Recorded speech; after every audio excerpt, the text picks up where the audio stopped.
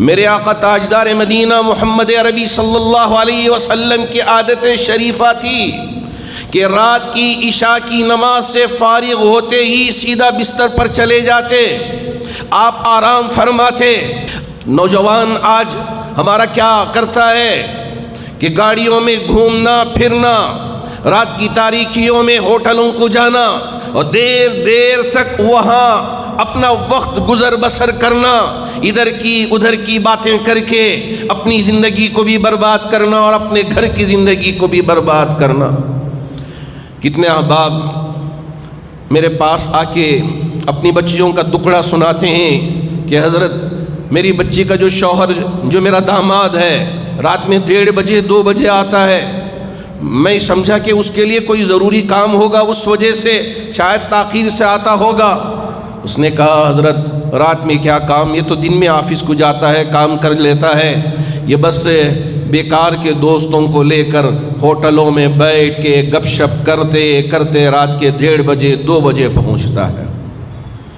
یہ ایک دو شخص کی کہانی نہیں، اکثر نوجوان رات کی تاریکی میں سونے کے بجائے یہاں وہاں اپنا وقت بیکار کر کے ضائع کر کے غلط جوڑوں میں پڑ کے اپنی بھی زندگی برباد کر لیتے ہیں اور اپنے ماں باپ کے چین سکون کو برباد کر دیتے ہیں۔ کاش کہ ان کے کانوں میں میری یہ بات پہنچ جاتی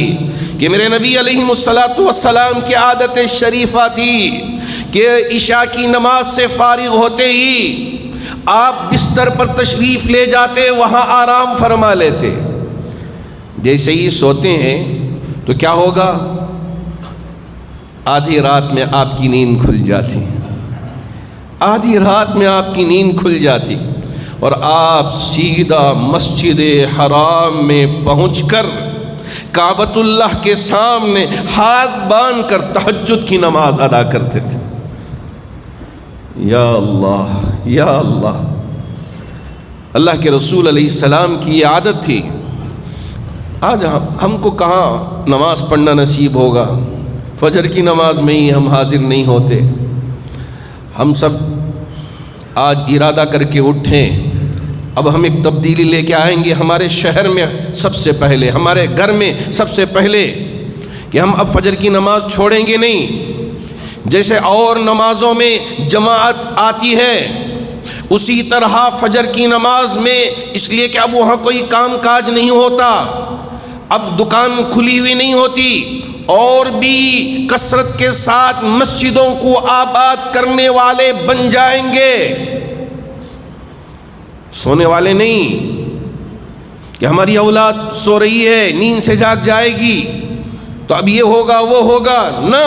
فجر کی نماز کے لیے اٹھائیں کہ وہ پڑھیں۔ اللہ اکبر،